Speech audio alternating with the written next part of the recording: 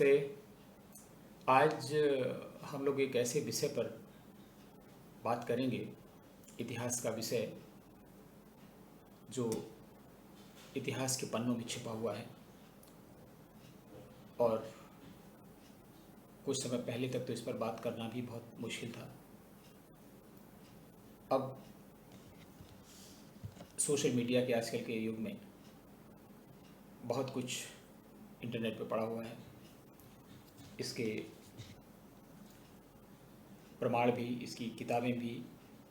तो अब बहुत सारे ऐसे रहस्य हैं जिनसे पर्दा उठाना आसान हो गया है। ये है, अक्सर लोग बात करते हैं कि क्या इंदिरा गांधी प्रधानमंत्री रहते हुए बाबर की मज़ार पर श्रद्धांजलि देने अफ़गानिस्तान गई थी, और अगर गई थी तो ऐसा करने के पीछे क्या कारण था, क्या उद्देश्य हो सकता है, इसको हम लोग संक्षेप में डिस्कस करेंगे। ये बहुत संवेदनशील विषय है और आजकल जैसा है, कोई भी राजनीतिक दल उसको अगर ज़रा सा भी कोई चीज़ लगेगी तो वो उठापटक करेंगे। इसलिए इस प्रश्न का जवाब बहुत प्रमाणों के साथ मैं देने की कोशिश करूंगा, और जो चीज़ हम लोग डिस्कस करेंगे, इन किताबों के सारे रेफरेंस लास्ट में आपको दिखाई पड़ेंगे। एक्चुअली ये पूरा मामला एक बार फिर प्रकाश में तब से आया जब नटवर सिंह की एक किताब प्रकाशित हुई। उस किताब का नाम था one life is not enough. अब नटवर सिंह के बारे में आप लोग जानते होंगे। नटवर सिंह विदेश सेवा के 1953 बैच के अधिकारी थे और कई जगह चीन, ब्रिटेन, अमेरिका, अफ़गानिस्तान, लंदन, बहुत जगह पोस्ट रहे। और वो एक ऐसी शख्सियत थे, अब तो वो नहीं रहे, वो एक ऐसी शख्सियत हैं जिन्होंने जवाहरलाल नेहरू के साथ काम किया, इंदिरा गांधी के साथ काम किया, राजीव गांधी के साथ काम किया, और यहाँ तक कि सोनिया गांधी, राहुल गांधी और प्रियंका गांधी के साथ काम किया। तो उनका अनुभव जो उन्होंने अपनी किताब में समेटा है, उस पर प्रश्न चिन्ह नहीं लगाया जा सकता। ये सही है कि जब उनकी किताब पब्लिश होने वाली थी और सोनिया गांधी को उसकी भनक लगी, तो उन्होंने प्रियंका गांधी को नटवर सिंह के पास भेजा। स्वाभाविक है, क्यों भेजा होगा? इसलिए भेजा कि कहीं ऐसा तो नहीं है कि वो गांधी परिवार के लिए कुछ ऊटपटांग अपनी किताब में लिख दें जो थोड़ा ख़राब लगे पॉलिटिकली। प्रियंका गांधी गई, शायद बात नहीं बनी या कम बनी। इसके बाद सोनिया गांधी भी गई, सोनिया गांधी की भी मुलाकात हुई, और लोग कहते थे कि वो, इनका उद्देश्य था कि वो किताब ना लिखें, ना छपवाएं, लेकिन किताब लिखी गई, छपी और मार्केट में आ गई। हो सकता है नटवर सिंह ने उनके कहने से कुछ चीज़ें हटा दी हों, नहीं मालूम, लेकिन जो किताब में दिया है, हम लोगों का डिस्कशन सिर्फ उसके आधार पे होगा। तो नटवर सिंह ने लिखा है अपनी किताब में कि अगस्त 1969 में श्रीमती गांधी, राजीव गांधी और सोनिया गांधी के साथ काबुल पहुंचे। ये कोई भी द्विपक्षीय मुद्दा नहीं था, कोई उनकी राजकीय विजिट नहीं थी, अफ़गानिस्तान ने उनको आमंत्रित नहीं किया था। और आप जानते हैं कि एक भारत जैसे बड़े देश का राष्ट्राध्यक्ष अगर किसी पड़ोसी देश में जा रहा है, वह भी, आप जानते हैं अफ़गानिस्तान की क्या स्थिति है, जो सुरक्षा की दृष्टि से काफ़ी कमज़ोर होता हो, जहाँ पे राजनयिकों की और राष्ट्राध्यक्षों की सुरक्षा करना एक बहुत बड़ी चुनौती हमेशा से रहा है। तो इनकी विज़िट हुई, और विजिट होने में कोई समस्या इसलिए नहीं, आप जानते हैं कि सरकारी कार्यालयों में सरकारी अधिकारी भी अगर किसी के यहाँ शादी अटेंड करनी है किसी के मुंडन अटेंड करना है तो प्रोग्राम बना लेते हैं, कोई मीटिंग हो जाती है, कोई विजिट हो जाती है, तो किसी प्रधानमंत्री के लिए किसी देश जाना चार्टर्ड प्लेन से कोई बहुत बड़ा इशू नहीं है, और अपने साथ में अपने पुत्र और पुत्रवधू को ले जाना भी कोई बड़ा मुद्दा नहीं है। लेकिन जो वहाँ गई और वहाँ पे जो एकमात्र उद्देश्य था जिसे सरकारी यात्रा बनाया गया, वो था खान अब्दुल गफ्फार खान से मुलाकात। वो उनकी मुलाकात 40-45 मिनट में हुई, और वो मुलाकात हुई, लेकिन वो वहाँ पे एक दिन से ज़्यादा रुकी। इसमें नहीं पता है कितने दिन रुकी, लेकिन 2 या 3 दिन रुकी वहाँ पे। तो जिस घटना का जिक्र कर रहे हैं, इंदिरा गांधी ने एक दिन नटवर सिंह से कहा, नटवर सिंह उस समय भारत के राजदूत थे अफगानिस्तान में, काबुल में पोस्टेड थे। इनसे कहा कि वो घूमने जाना चाहती हैं, और नटवर सिंह को अपने साथ ले लिया। एक सिंपल ड्राइव थी। तो वैसे तो ये प्रचलन में नहीं है कि कोई राष्ट्राध्यक्ष आए और उसका घूमने का मन करे तो सड़क पे निकल जाए, सुनसान सड़क पे यात्रा करे। ये लोग काबुल के बाहर गए, और काबुल के बाहर इनकी गाड़ी एक पेड़ों का झुरमुट था, उसके पास में रुकी। उसके अंदर एक बाग था, उसके अंदर एक जीर्ण शीर्ण सी इमारत थी, और जो अफ़गान सिक्योरिटी इनके पास थी, उसका सिक्योरिटी ऑफिसर ने बताया कि ये बाग बाबर है, और उसमें अंदर जो जीर्ण शीर्ण इमारत दिखाई पड़ रही है वो बाबर की मज़ार है। तो बाबर की मज़ार के सामने पहुंच के वो सिक्योरिटी जो अफ़गान की थी वो सब हड़बड़ा गए, क्योंकि वहाँ कोई व्यवस्था नहीं थी, और वो सुनसान इलाका और इतना ख़तरनाक इलाका बिना पहले से सुरक्षा व्यवस्था किए हुए जाना किसी राष्ट्राध्यक्ष के लिए ख़तरनाक हो सकता था। लेकिन श्रीमती गांधी ने उनकी बात नहीं मानी। उन लोगों ने मना किया कि आप मत जाइए। श्रीमती गांधी ने उनकी बात नहीं मानी, प्रोटोकॉल ताक पे रख दिया, और वो वहाँ पे गई। राजदूत एक प्रधानमंत्री के सामने, एक छोटा सा पुर्जा है भारत सरकार का, वो भी उनके पीछे पीछे गए, और इंदिरा गांधी, जैसा नटवर सिंह ने लिखा, कि वो बाबर की मज़ार पे जाके सर झुका के बहुत देर तक खड़ी रही। और जैसे हम लोग कहीं जाते हैं 2 मिनट के लिए मौन रख देते हैं, कुछ करते हैं, इस तरीके से। और जब वो अपनी तंद्रा में वापस आएँ, चेतना में वापस आएँ, तो उन्होंने नटवर सिंह से कहा कि वो इतिहास की यादें ताज़ा कर रही थी।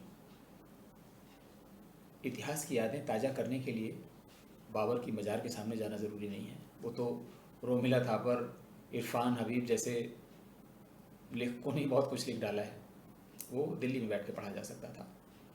तो इतिहास की यादें कैसे किसी कब्र पे जाके, किसी की मज़ार पे जाके कैसे ताज़ा हो सकती हैं। लेकिन खैर, नटवर सिंह तो एम्प्लॉई हैं भारत सरकार के। उन्होंने कहा भारत की महारानी के साथ बाबर को श्रद्धांजलि देना उनके लिए भी एक बड़ा सम्मान था।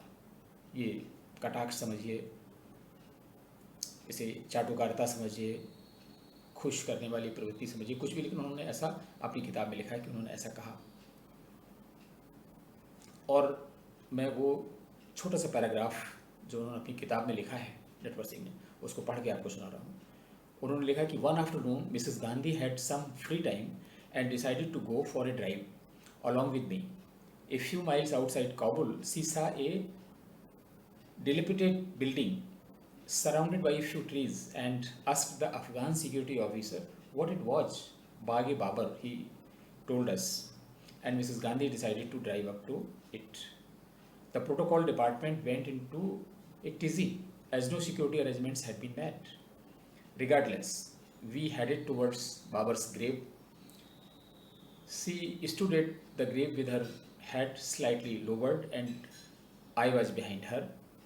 She said to me, I have had my brush with history. I told her I had to. What do you mean? She asked, Mrs. Gandhi asked Natwar Singh.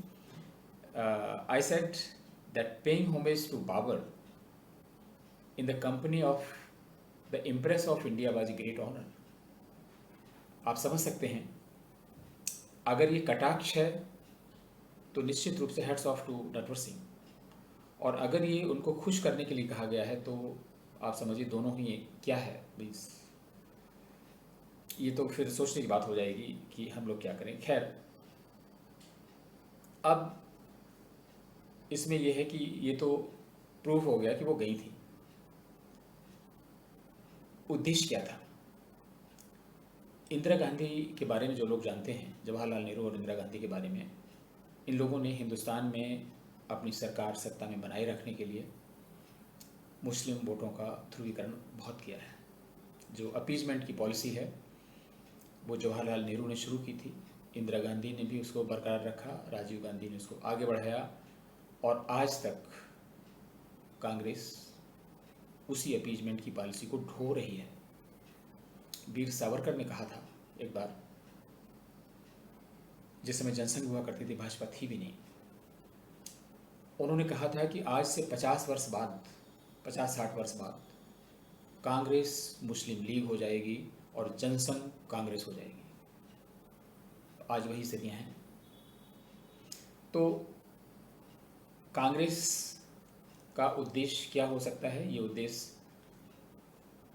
मुस्लिम लोगों के लिए, मुस्लिम मतों के ध्रुवीकरण के लिए एक संदेश हो सकता है। ये हो सकता है, इसमें कोई बड़ी बात नहीं। लेकिन इस विजिट को, इस यात्रा को और उनकी जो श्रद्धांजलि उन्होंने बाबर की मज़ार पर दी, इसको गुप्त रखा गया।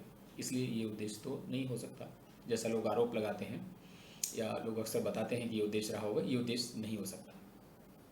अगर ये उद्देश्य रहा होता तो इस बात का खूब प्रचार प्रसार किया जाता, इसको छिपाया नहीं जाता। लेकिन इसको छिपाया गया, इसलिए उद्देश्य बिल्कुल भी नहीं है।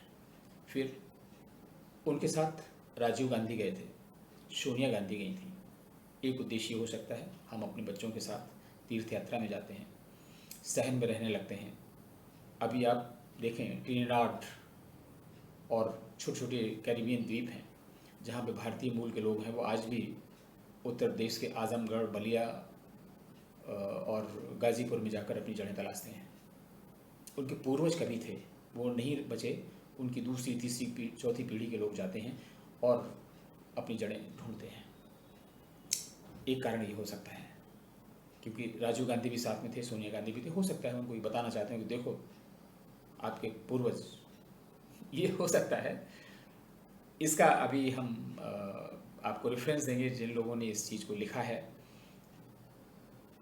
खैर, राजीव गांधी और सोनिया गांधी थी, इन लोगों ने भी श्रद्धांजलि दी, वो सब कुछ ठीक है। और एक छोटी सी चीज़ यहाँ पे और है, जब इंदिरा गांधी ने नटवर सिंह से कहा कि हम लोग बाहर घूमने चलते हैं, ये अनायास नहीं था कि ये लोग वहाँ पहुँच गए। ऐसा कैसे हो सकता है? ये बिल्कुल सही है। नटवर सिंह ने इसमें ईमानदारी बरती है कि इंदिरा गांधी, मिसेस गांधी कहाँ जाना चाह रही थी, उन्होंने नटवर सिंह को नहीं बताया। लेकिन इंदिरा गांधी ने राजीव गांधी और सोनिया गांधी के साथ ही पहले से डिसाइड कर रखा था कि उनको कहाँ जाना है, कब जाना है। ये पहले से प्री प्लान प्रोग्राम था, इसमें कोई भी शंका की गुंजाइश नहीं है। और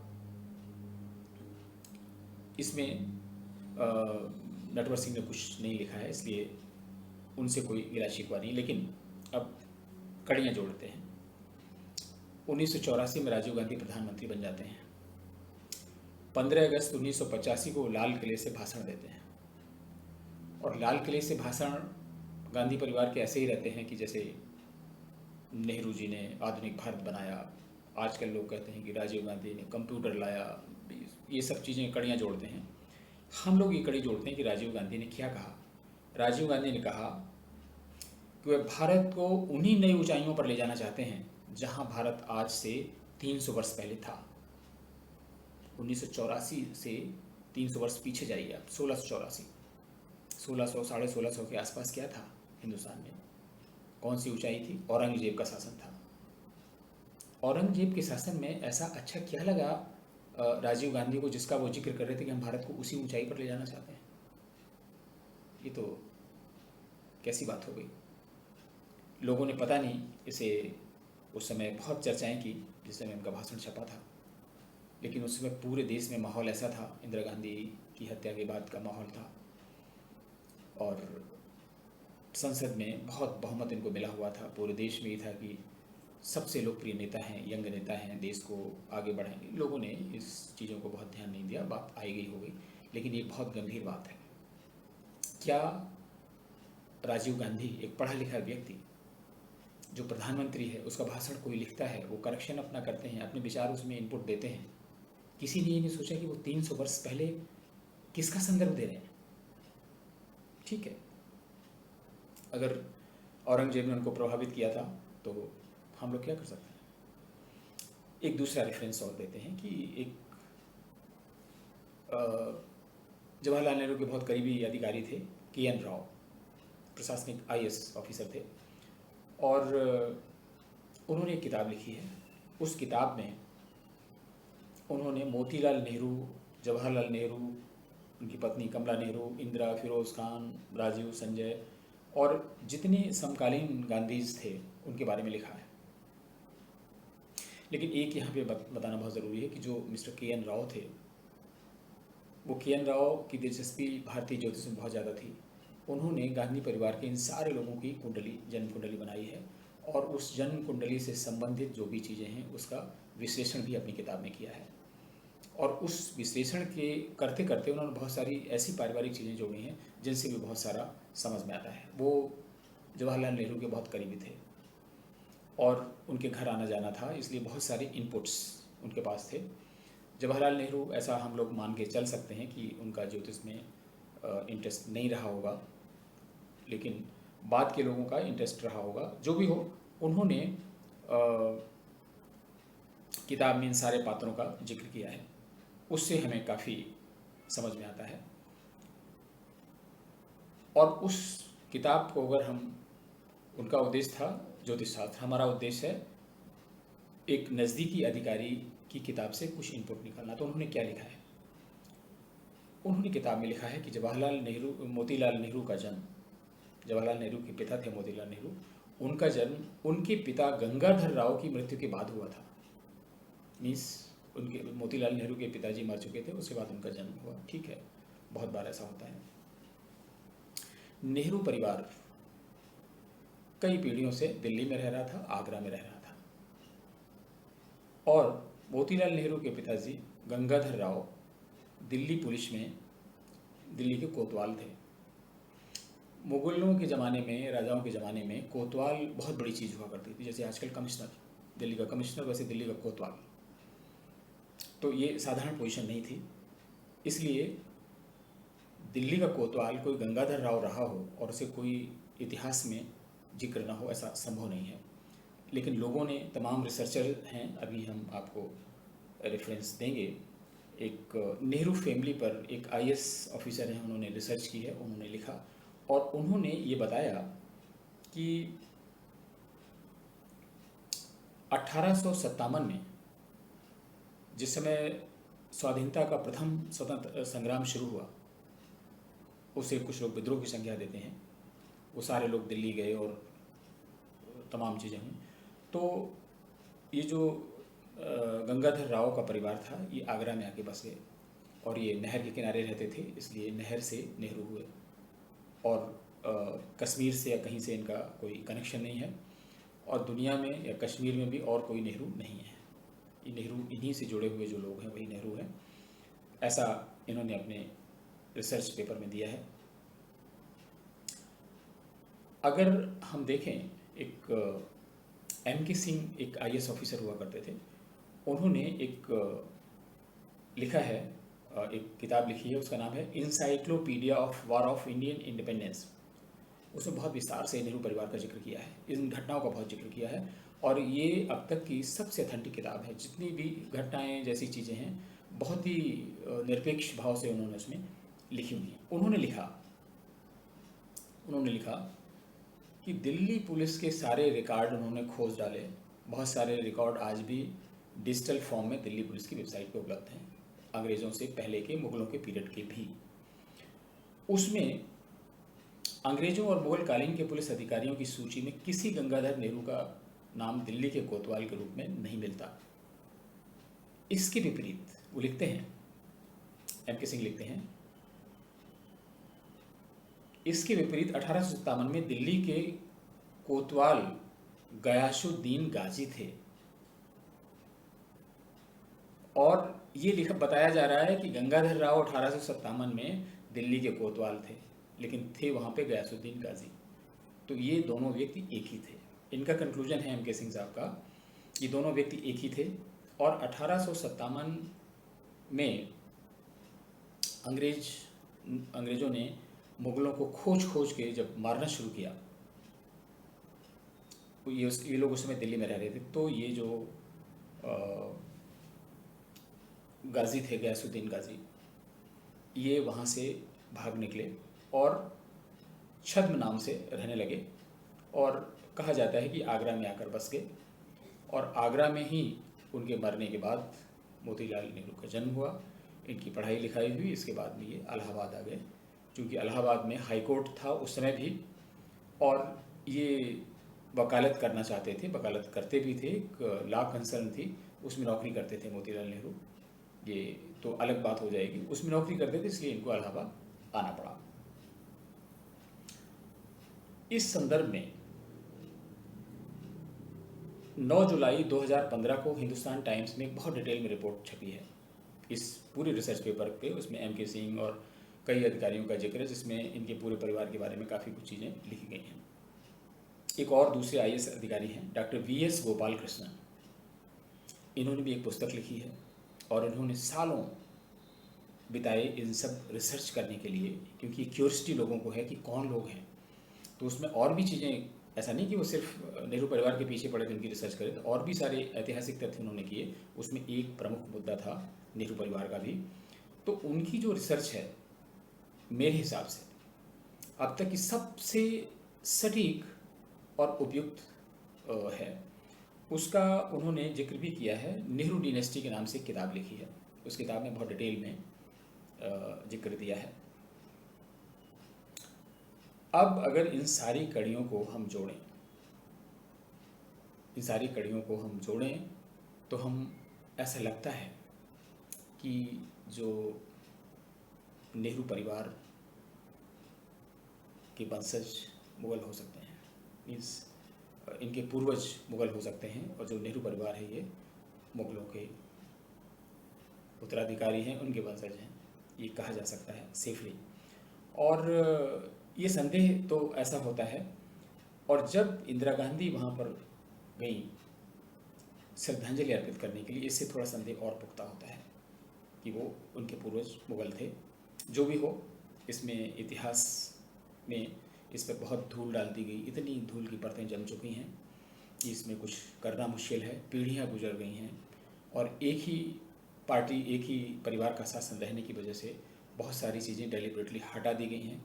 इतिहासकार उनके अपने थे, इसलिए उन्होंने जो चाहा लिखा, जो नहीं चाहा वो नहीं लिखा।